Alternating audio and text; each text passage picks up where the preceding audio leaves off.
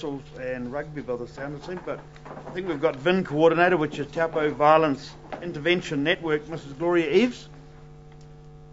And are you accompanied by anybody, Mrs. Eves? Yes, Debbie Rakai, she's the Family Violence Coordinator from Okay. District Council. Yep, help yourself and hop up there. We just One ladder. speak into the mic. Are they a bit high for you? My apologies. So, Mrs. Eves, I just missed your introduction there, sorry.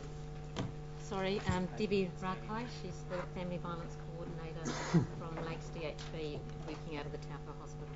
Welcome. So this is a presentation requested to go onto the council agenda, and you're here, so please proceed. Thank you very much for the opportunity to present today.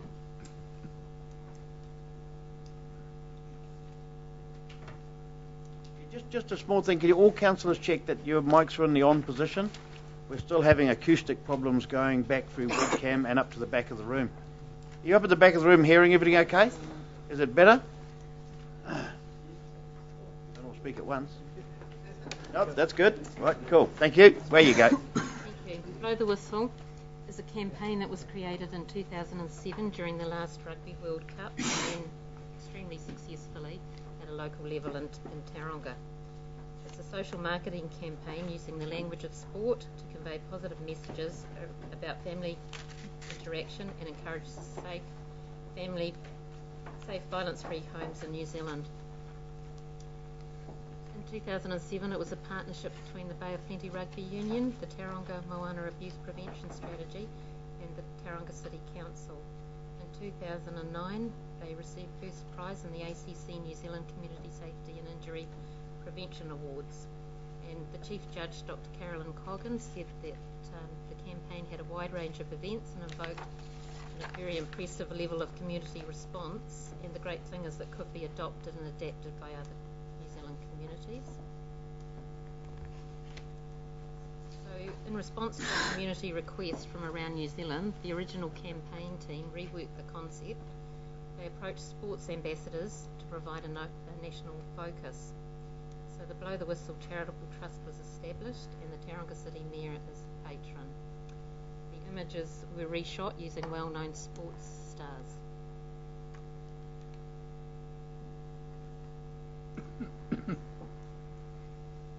So those ambassadors include Ruben Wiki, a former Kiwi and warrior, Liam Messam from the All Blacks, Peter McGlashan, a black cap, Mel Robinson, a former black fern, Jenny May Coffin, a former silver fern, Josh Cromfield, former All Black, Richard Kahui, an All Black, and Paul Henare, a former tallback.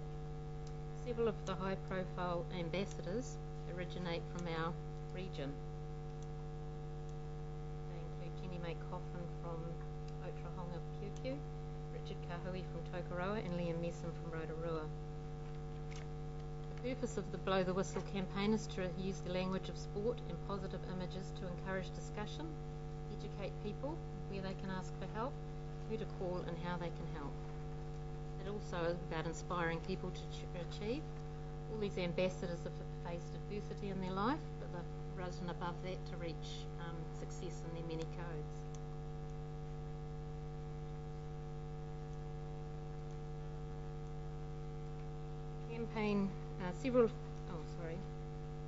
Campaign resources will be distributed throughout our region, and they include 1,200 posters, 4,500 coasters, and 2,400 whistles and lanyards.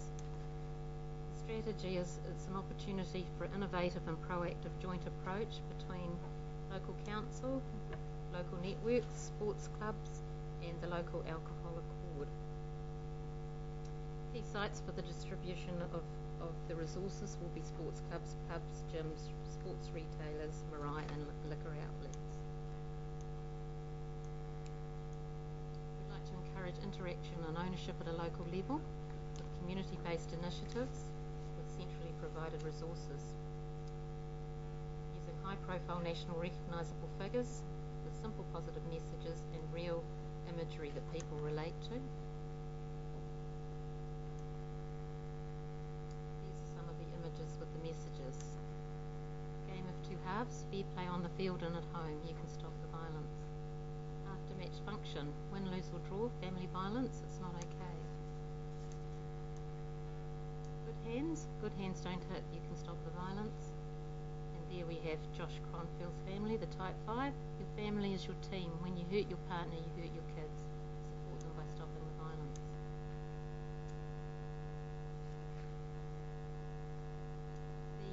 The ambassadors had a day in Auckland where they provided all these images, and this is an example of some of them.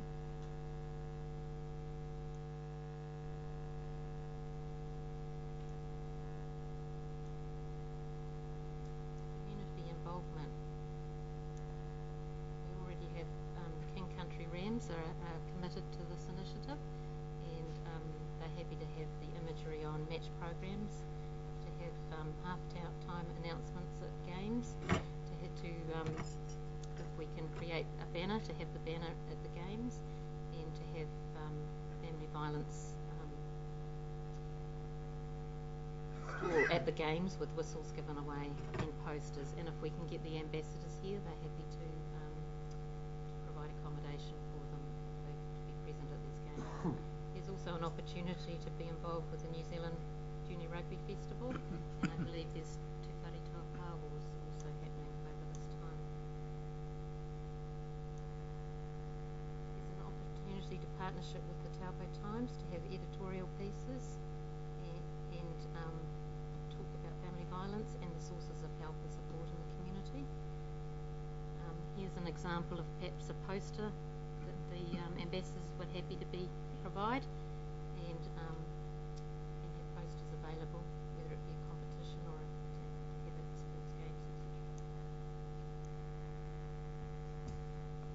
So who else is involved?